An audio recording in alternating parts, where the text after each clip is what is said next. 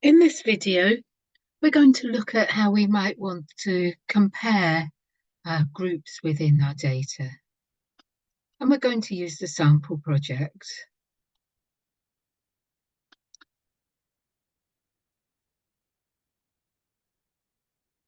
So the sample project is good to use, available for everybody that has NVivo, and it's handy because a lot of work has already been done on the project. So we've got a number of interviews, and these are interviews also used on the pages. So the particular page that relates to this video would be the Stepping Up NVivo page on cases, case classifications, matrices, advanced queries, framework matrices.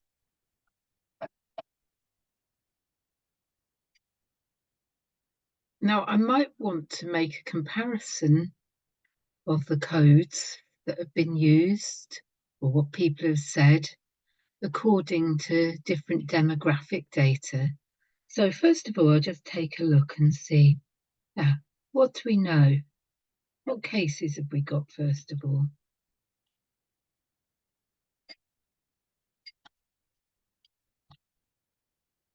So we've got interview participants, and we've got some survey respondents. We've got some places. So these cases would be useful.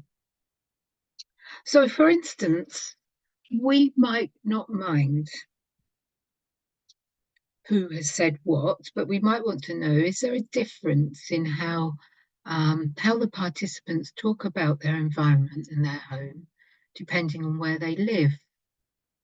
Are those participants that are living in an area where the fishing industry has declined, do they talk in a different way about this than those that live in perhaps the more affluent areas away from the coast?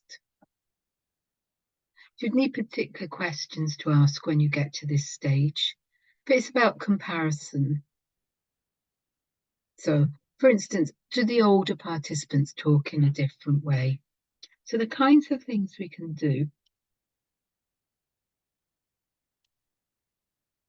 And I'm going to look here at the queries here. Let's see what we've got. So here we've got some attitude coding comparisons.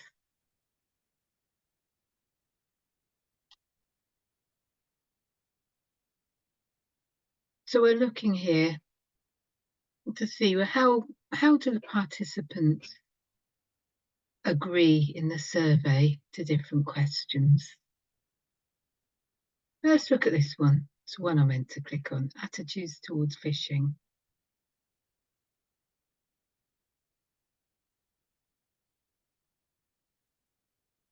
So A, then, people who fish commercially, so participants who fish commercially, and B, participants who don't fish commercially. Okay, so we've got a difference there in their responses to different questions. So that would be interesting to look at. And again, this has probably gone across the survey data set, but I can click on any of the cells and see what we've got underneath. What is the data underpinning those numbers? And of course, as soon as we move to matrices, there's an inclination, a human inclination, to treat these numbers. They're not really numbers, not an abstract number. They're number of references. So we have to think about the meaning. Does it make a difference if someone says something positive many times? Does that make it more positive or more important?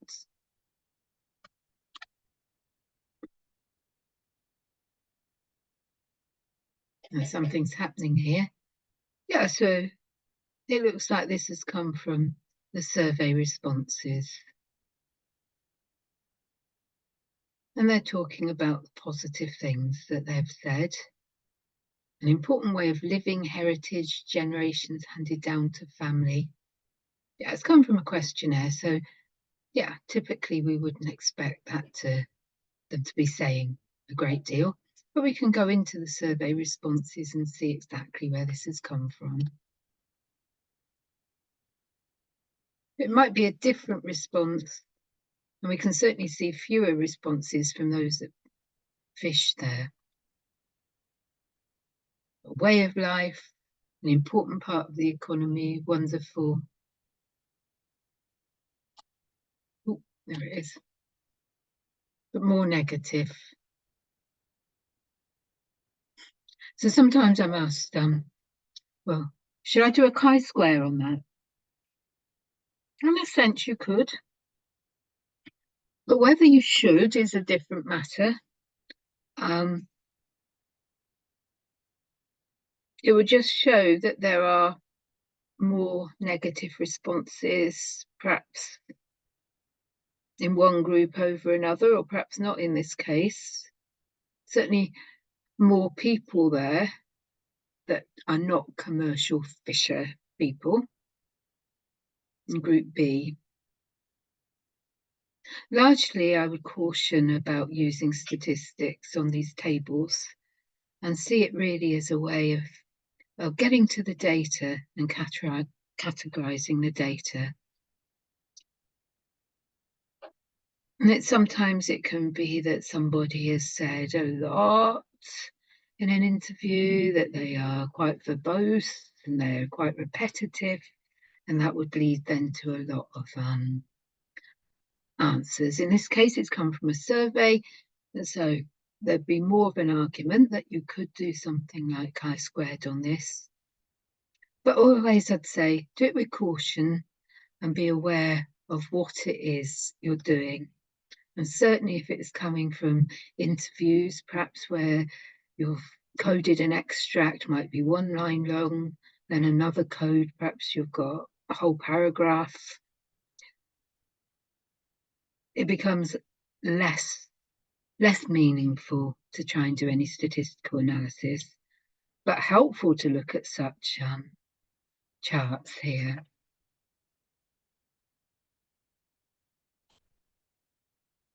So here I'm going to look at another chart here. So here we've got across the whole data set, persons commercial fishing, so or they're not a commercial fisher person, or a recreational fishing person, or not. So for work, for fun, and then their responses. And I'm always inclined to go into those higher numbers first, but we see where they come from. And again, that's come from, we can see clearly that's come from the questionnaire. Ooh. Let's go back because I've lost those views. Water quality attitudes. So again, this is looking across where do people live. Have they got different views where they live? So again, be really careful of reading from the numbers into that, but very useful to click on and see. So let's have a look here. Atlantic, what are they saying? Good, excellent. Okay, again, it's come from the interview transcripts.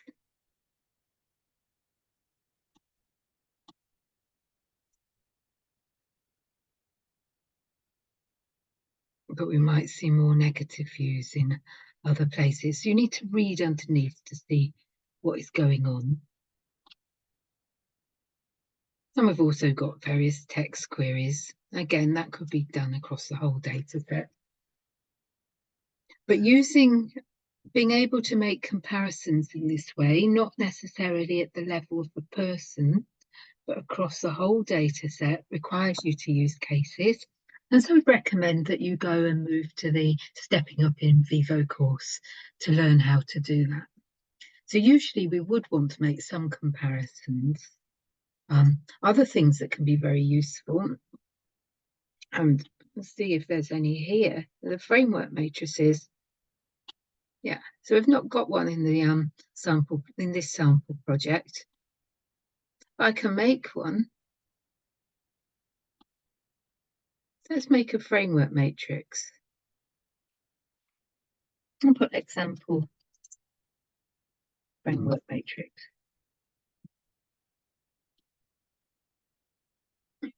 So who should we have? So we have to have cases. You know, we can't just go to interview transcripts. So if you start to want to work with the matrices and something like framework matrices, which can be very useful and help you move, especially in the later part of the project, to start to think about how you might present some of your findings, how you might present some of your data. You have to get to grips with cases. So anything with any comparison of this type, if you're not just going interview by interview, you're using any kind of matrix, you're going to need to use cases in NVivo. Okay, so I'm going to use places and see what we have here. Okay, let's take all these.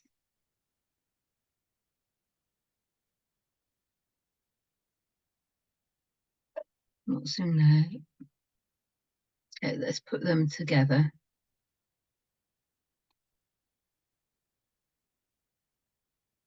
Now I could put attributes here.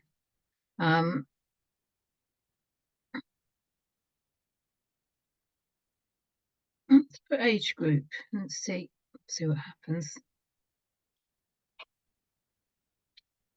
And columns. Okay, so I'm going to look at change, community change, economy, and natural environment. I think that's enough.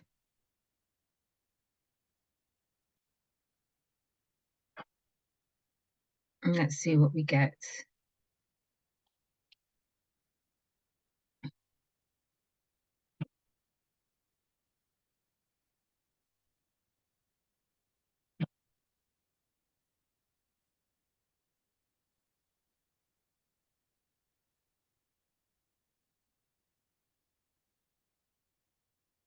Okay. So the sample project's only got partial data in it, but it's quite interesting to see here. So for those codes, community change, economy, and natural environment, we actually do have some data, and that's only by people that lived in Beaufort. So if they lived in Beaufort, this is what they said. Now, if this was my data set, I would know better what headings to pick, and we might have filled up the whole lot. But it's basically saying that the Down East communities didn't talk about or haven't been coded, at least in this data set. Perhaps it's only partially coded in the sample project. It leaves work for you to practice on. So we've got community change, we've got economy, we've got natural environment. And these are the words that have been coded, but we don't know who has said what because we asked for it to be by the case of Beaufort, by the community, by the place. If we'd asked by person, we'd have got a row for each person, and the case being the person. But this is quite nice because we can then use it and edit it if we want to, make our own notes or summaries. So this is the actual coded text. And sometimes that appears twice or it doesn't fit here. So you can use it interactively, or we can click on and we can export. And if I did that, it would export into Excel, into an Excel format.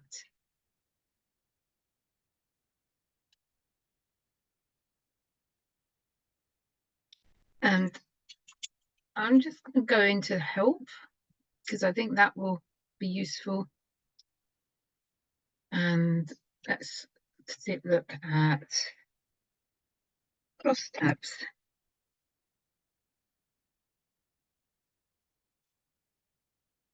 So you can see examples here. So again, to use crosstabs, you'd have to be using cases, which would mean you need to look at the stepping up NVivo. You can see here we can work with the person case, or we can work with the person in groups. So here we've got male, female, and then that's broken down into age groups. So it's dealing with those demographics. We don't know who has said what when we click on. We can find out because when we click on these on the cells, when we click on the cells, it takes us to the text, and so we could explore that and find out who did that, who made that talk. But according to the table in that way, without further interrogation of it, we wouldn't know. But again, these are all interactive. So again, we caution against you saying, yeah, this is quant data. I can do all this quantitative analysis. Sometimes you can, but again, discuss that with your supervisor, whether that's appropriate in your case. And yeah, just note caution in over quantifying some of these results. Because we don't know without looking what that text represents. But I thought that's a nice example of the kind of thing you might want to do, and then you'd be able to look at the cells and describe the cells perhaps with your framework matrix.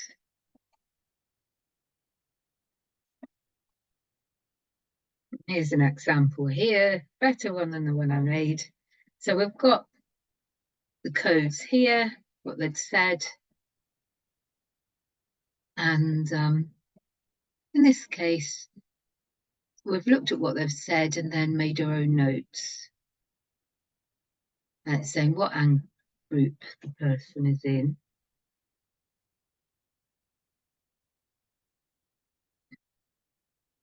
But the author summary is very, very useful. So I'm just going to click on that. Author summary. Yeah, I haven't got another example of that there.